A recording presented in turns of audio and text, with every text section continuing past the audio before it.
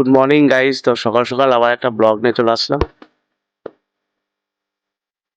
দেখো আমার সকালবেলায় বাড়ির মেম্বাররা সকালবেলায় কি করে। 5 সকালে আজকে আমার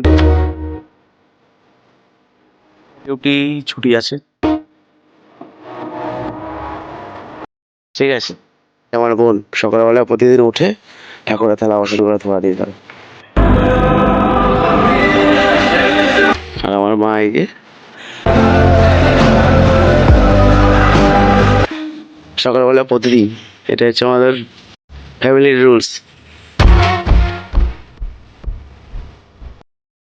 দেখো আমার বাবাই চারাগুলো এনেছিল, কত ছোট ছিল, ফুল ফুটে কত সুন্দর লাগছে।